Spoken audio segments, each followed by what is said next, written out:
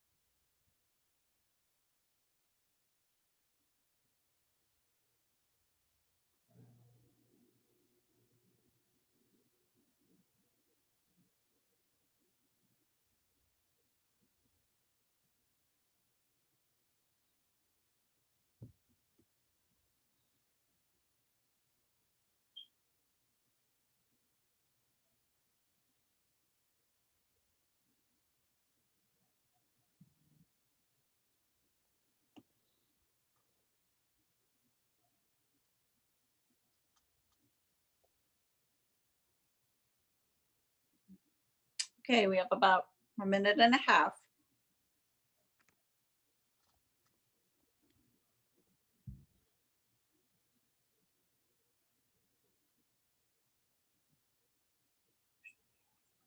I'm hoping I won't get any breakthrough children during the next half hour. They're on We one. more than understand around here. Well, I had my pup come through at our last meeting. She weren't there, Erin. She needed to be acknowledged. I Yeah. think it was on our meeting on Friday, wasn't was that the meeting? Oh Oh, no, was it? I know no, you've had that.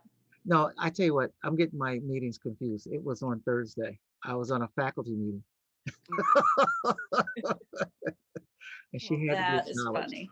That is When funny. I was talking, she had to be acknowledged. I understand. I more than understand.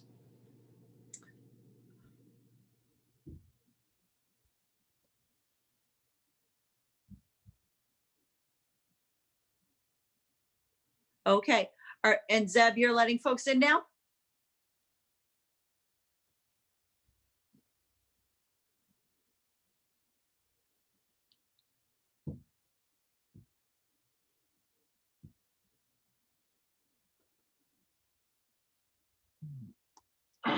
Well, hello, everyone. Welcome to another Monday night with the Capital Region's Anti-Racism Training Initiative. We are having another check-in on our 21-day Racial Equity Challenge. We are in day 15. If you joined us last week, we really had a very special privilege. We were joined by Dr. Eddie Moore, one of the co-creators of the 21-day Racial Equity Challenge. And tonight, the stars of the show are really you. We hope that as many people as possible will join us on Zoom and will be part of this. I'm seeing lots of friends that I old friends on here now. I'm seeing some new friends that I've made through this initiative. But the two people who have really led us and guided us through this entire process, which began with a book study of how to be an anti-racist that Dr. Hayward Horton, the director of our program, led on July 1st. We've come such a far way, but since just July 1st. We were then joined by Dr. Ibram Kendi, the author of How to Be an Anti-Racist. We then moved right into, within days, our 21-day Racial Equity Challenge. And once that's complete, we will have a wrap up next Monday night. And so we hope you will all join us, where Dr. Horton and others will be discussing the challenge, the overall challenge, and all of those pieces. We will then go immediately into a series of training sessions and what we're calling the Allyship Institute, Training Institute, and we will have a variety of sessions that will kick off on September 9th at 7 p.m. with Dr. Horton kind of giving a convocation and an overview of the entire program. The first individual training session will be at 12:30 on September 11th, and it will be about instilling racial equity in the workplace. And our partner in that is the Bethlehem Chamber of Commerce. We are thrilled to have so many people here with us tonight, and we are especially thrilled that Erin Bellinger, who really designed this 21-day challenge with the Capital Region in mind. She worked very closely with the United Way of the Greater Capital Region to take the outstanding product that Eddie Moore and his collaborators came up with, working with Dr. Horton to bring the educational components to it. Erin is the training director of Samaritan Counseling, and she really looked at it at that kind of eye, looking at all the variety of pieces that go into it, and really then the training aspects of it, and always looking at it with equal parts of vulnerability and discussing white fragility and a lot of things that she has really become immersed in as we move forward. So I'm going to hand this over to our director and our training director to talk us through. We have about 30 minutes for this tonight, so you certainly don't want to listen to me. I want to listen to all of you. And I do ask if everybody can put themselves on mute until you want to ask a question. You can either raise your hand or raise your hand the old-fashioned way or speak up. those of you who did the book study with us, you saw that Dr. Horton can roll with kind of anything. So he's used to being in a classroom. So I am going to kick it over to Dr. Horton first, and then Erin, and then all of you. So thank you all for joining us. Again, I'm going to keep my comments brief, but I want to thank everyone for being on tonight. It's very important that we have these check-ins because we want to be able to process and to give you an opportunity to process some of the things you've learned or some of the experiences you may have had as a result of the challenge.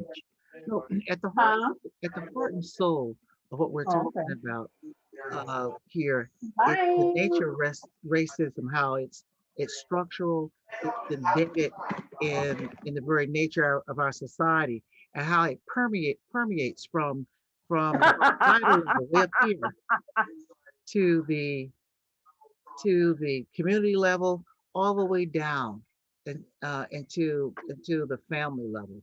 And so we've had an opportunity to at least learn about those different levels and how racism continues to be an impediment to the type of equity that we want in our society.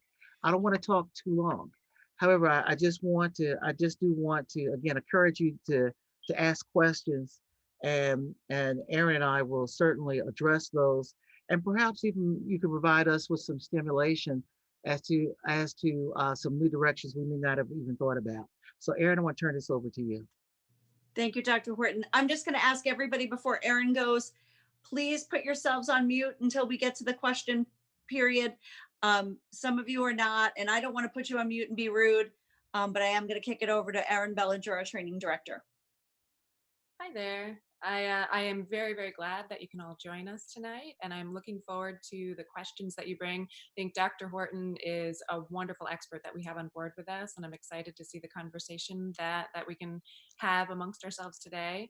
I have a particular kind of slant toward understanding the change process and what we are looking at in terms of how individually and as a society we're moving toward change.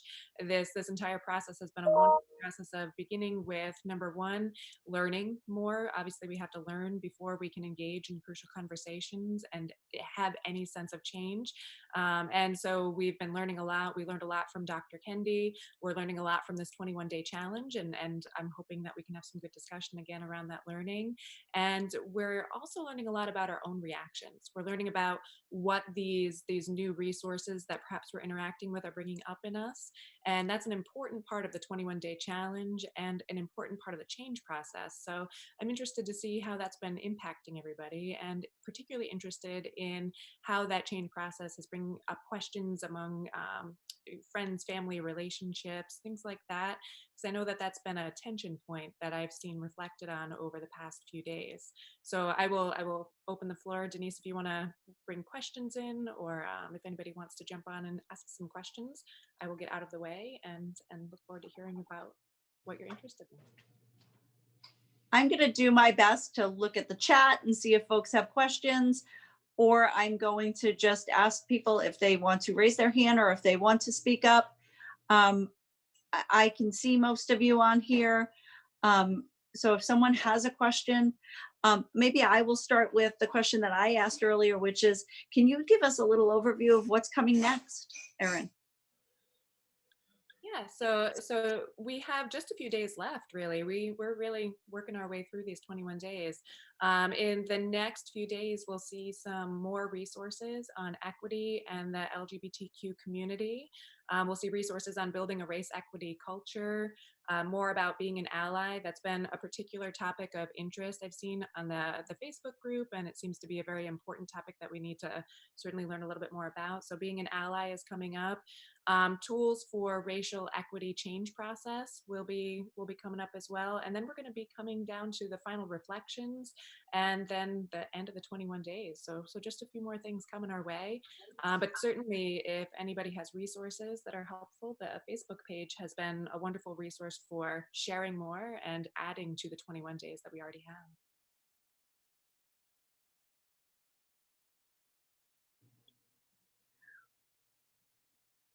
we'll try to avoid uncomfortable pauses, but if anyone has a question and would like to address it to Dr. Horton or to Erin Bellinger, we would be happy to accommodate that.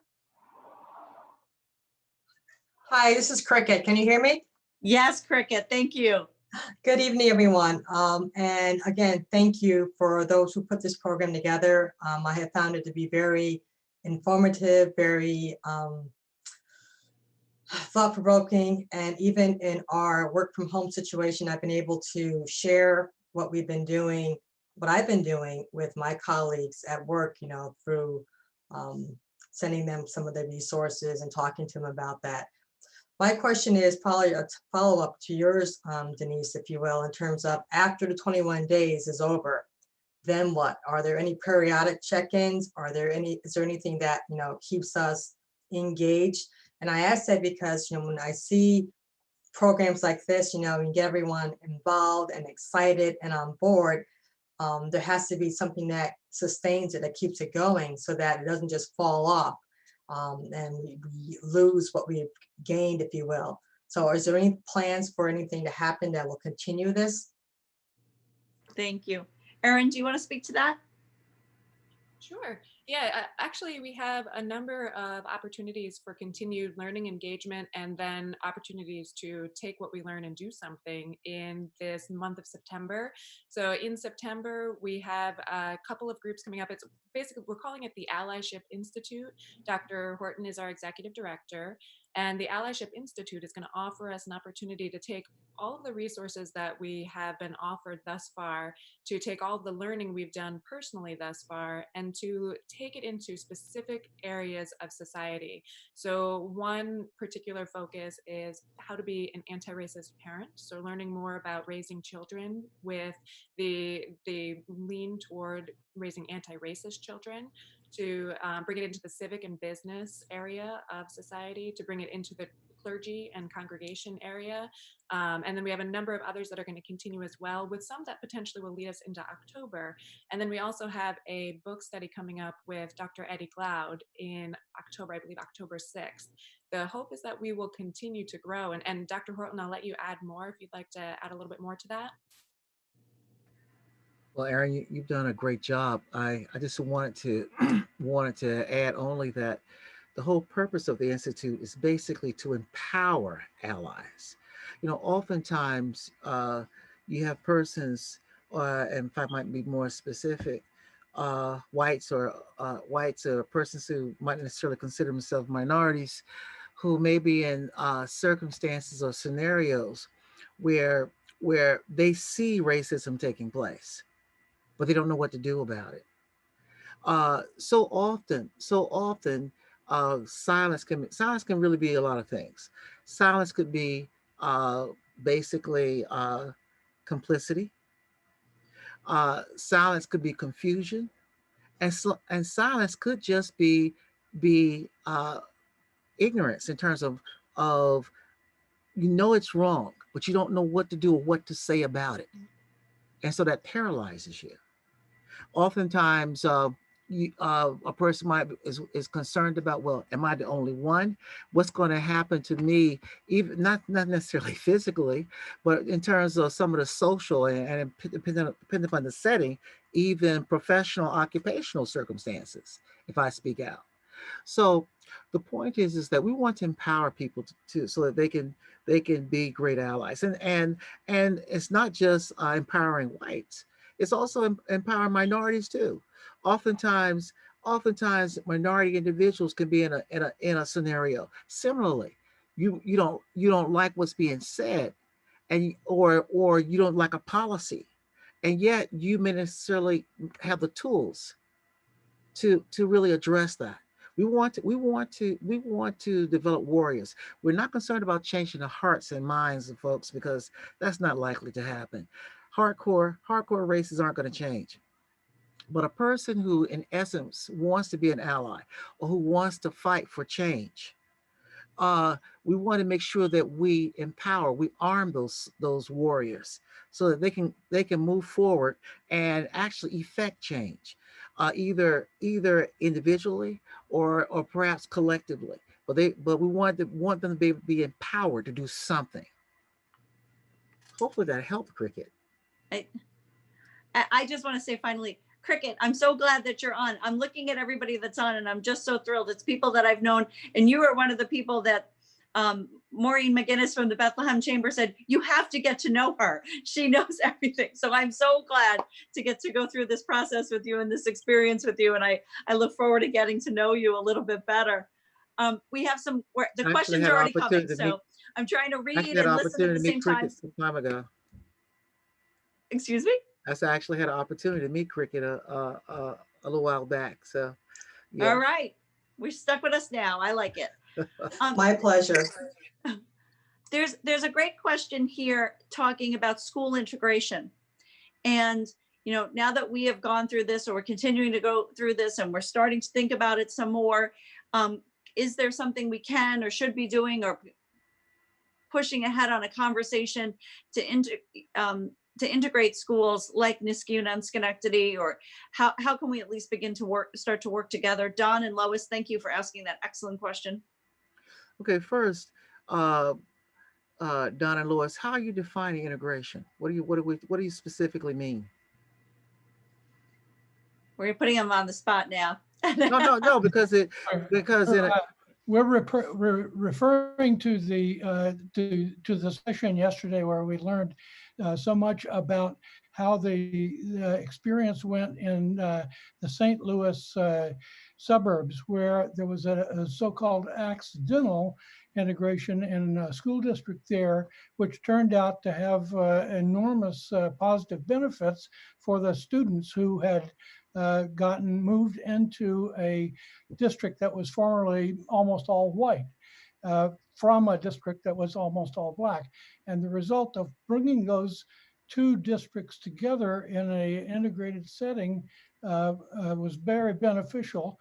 So we were thinking maybe there are ways to do cross sharing or having visiting classes or some way to do more integration here. That's a good question, and if I recall correctly, it was even last year where there were some racial incidences between the Niskayuna and Schenectady's Absolutely. school system at some type of was it baseball game or football game or something to another? Right. Soccer. It was soccer. Soccer. Okay. I'm going by memory because again, my baby's is twice time grown, so she didn't go through Niskayuna, and so I guess, and so in essence, you're right. There is a need for a greater integration, and there are some cases where it can happen, but the issue is it starts with leadership. Okay, do the leaders want that to happen? Okay, I know that the leaders of the Niskayuna, not the school district, but the town, is interested in taking a look at the town, the way the town has been functioning, and so on and so forth. So that's to root out racist policies, etc. So that's and Dr. Horton is going to help lead that effort as well. He's got a very busy playing card right now. Well, so maybe that could be an impetus to work with the school district as well, the Niskay School District. I agree. And in fact, one of the things here's a little irony, getting back to that soccer game. Okay, you would think, oftentimes you think it is the scenario or situation of sports that actually brings people together in terms of good sportsmanship, what is supposed to engender, or what have you, and yet that wasn't the case. And so the issue is it's not so much as these two schools in this particular case seeing each other as opponents. These people, one group of kids, the Niskay kids, were seeing the kids in Niskayuna as the other. Yeah. Okay, and not only as the other, but as less than. Right. So you're talking about before you can even start bringing these schools together, you're gonna have to bring the leadership at the various schools together so they can plan some sessions. One thing that has to happen is that it is clear it is clear that many of the kids and families in Niskayuna, because it's much more of a suburb, don't have a whole lot of exposure or and real meaningful relationships with people in these other environments. So there has to be ways of trying to first getting the leadership together so we can begin to filter that down. We have to work with parents and ultimately the kids, because the kids are learning this from somewhere. And so we're talking about these environments. I would even say that going beyond that, uh, you start looking at that would also imply that the conditions and experiences of what few minority kids there are in Niskayuna may not necessarily be as positive as they would like. In terms of typically in terms of there being some alienation going on.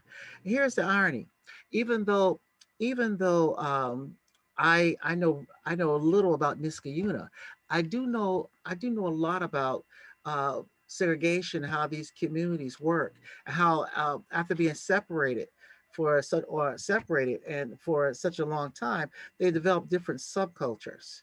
And part of that subculture in this unit is basically supported and reinforces white supremacy. Somebody said that before. Okay, so we've got to deal directly with that. Otherwise, when we bring the kids together won't be as positive as we would think, because we haven't done the groundwork to make preparations. I'm gonna say this one last thing, and then I'll perhaps Aaron has some more things to say at the relational level. That is, um, I'm from the Virginia Beach area, and raised in Norfolk, Virginia, went to Norfolk schools. And my first year of high school was the first year of integration uh, for at least in my area of Virginia. This was in 1971, my first year of high school. I guess I'm telling my age. And so, and the irony was is that there's no such thing as diversity training. And so and to a very real sense, in a very real sense, the teachers themselves weren't really prepared to deal with black kids. The teachers saw the kids as the other. Okay.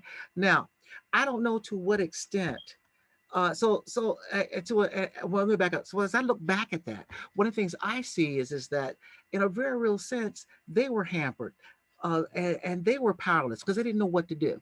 And so, in a sense, they perpetuated much of the racial inequality and racism. My point, my point is that what we have to do is to make sure that not only before we even talk about bringing the kids together, we've got to make sure we get that proper training right there in terms of the school administrators and those teachers, so that they can help bridge the gap. That's the point I want to make. Okay. I hope I didn't over answer your question. I promised myself when I was a graduate student I wouldn't do that as a professor, and I seem to break that promise sometimes. So please forgive me if I did. Aaron, do you want to talk a little bit about what we have coming in terms of our education training coming up next month? We are trying to really work with the Schenectady City School District. We've been having some conversations with Niskayuna School District, but that's really an excellent question. I would like to try to get to some others too. So you might not have anything to add, but feel free. Well, the only thing that I'll add is that the Allyship Institute trainings that are coming up, we do hope to engage more with the education systems, and we will be offering an Allyship Institute training for education specifically. But what I'll add is that each of these trainings, though they're kind of parsed out into different areas of society, they focus on one real core element, which is relationship. no change really happens outside of relationships. So Dr. Horton is talking about the leadership coming together. The leadership comes together and they use relationship to connect, to increase understanding, to increase opportunity to move toward change. Each of these Allyship Institute trainings, education, parenting, business, civic leadership, congregation, so on and so forth, they're based on relationship as the core tenet of change. So we are engaging in relationship with others, to learn and then to find ways to do something different, whether that's school integration or raising our children with much more understanding and education toward racial equity, or whatever that happens to be. Relationship is really at the core of what we're doing. So Erin, were you looking at the questions? There's an excellent question about intersectionality, and how can we be doing more? If you want to touch on that, and we have about another 5 minutes. So there's a couple of good questions. I would like, if you. What was the question that you were? It's hard for me to talk to you and read the questions at the same time. So I will, I thought you might. I feel like one of the biggest sources of tension in my circle is intersectionality. There are those who say, stay in your lane to keep the peace if everyone is not universally on the same page. Or if it becomes a distraction, some say we avoid doing the work of anti-racism because it is easier to do the anti-homophobia work, for example. Others say we need to embrace intersectionality and simultaneously tackle everywhere that is hate.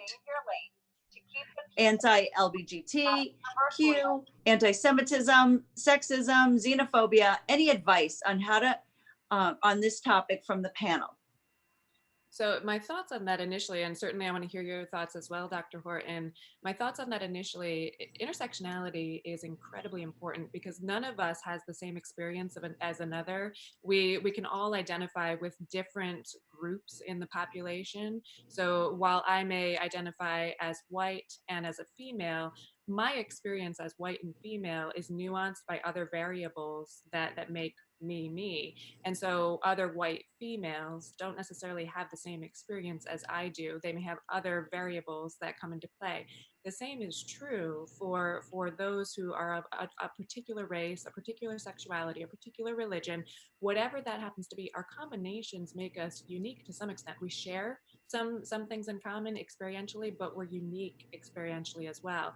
So one of the processes that we've been basing this entire talk with Dr. Kendi, the 21-day challenge, and then the Allyship Institute on is the fact that learning ultimately is the key to engaging our increased understanding, our increased awareness of our own personal biases, and then we have an opportunity to create change. So intersectionality is huge, and to deny the fact that we each bring different experiences and have different points of view would lose a really significant piece of this entire process. Dr. Horton, I'll let you speak to it a little more since we're running short on time here. Sure. Intersectionality is important. We all have multiple identities. And I guess I guess the main thing that we want to note is that if we want to really promote intersectionality, then what we have to do is to begin to relate to people with multiple identities and get out of our comfort zones. Uh, and this doesn't necessarily have to be at the one-to-one level. All of us are part of some organizations, and whenever we try to accomplish certain goals, we oftentimes develop strategic partnerships. How about developing a strategic partnership with a different type of group, whether that group is of a group that is primarily has members of a different race, or groups that focus on LGBT issues, et cetera, et cetera. What we want to do is to start to engage different people and to realize that we all have similar goals, and so we need to sit down and figure out what commonalities and to support other groups. We don't necessarily have to be in a leadership role. Just being in a support role can actually begin to demonstrate not only you're a good ally, but most importantly, that you have sincere concern. You're not trying to be a savior. What you're trying to do is to provide your support to help another organization, groups, perhaps even some individuals to realize some goals. That was excellent. Thank you both very much. We have one other question, and Jenny, it's an excellent question, and it talks about how we can nudge school districts to move toward working together. I am going to ask that will be our leadoff question. If Jenny, if you'll indulge us, we will certainly discuss that. That'll be our first question next week. I want to thank everybody for attending. We really had a hard stop tonight. Or I'd go all night. As those of you who did the book study know, I would have allowed to go on for all night. I just enjoy so much seeing all of you and being able to work on this together. As I said, next week, 7 o'clock, we will have our wrap up to this. I hope you will join us again. And those of you who you're encountering, who are doing this, whether it's in your workplace, in your family, at your church groups, please encourage them to get on next Monday night at 7 o'clock. And we really will have a wonderful conversation to end all of this. As those of you who are on this, you know full well that the Capital Region Anti-Racism Community Training Initiative is a collaborative effort led by Dr. Horton with the Junior League, the Schenectady Public Library System, Samaritan Counseling, Proctor's Collaborative, and the United Way. We've been very pleased with everything that's happened so far. And but what the best part about all of it has been that people are really doing it. They are participating. I'm going to give one final plug for what's coming up next. We will go into the Allyship Institute in the month of September. We will also be doing a community book read that we'll be announcing later this week. We were bringing in another star author who has just written something very important. And I just want to thank all of you for being here. I certainly want to thank our training director, Erin Bellinger, who gave up time from her vacation to be here with us. And of course, none of this would be possible without the leadership of Dr. Haywood Horton. So thank you both very much. Thank you all for being here. We will see you next week at 7 o'clock. Thank you.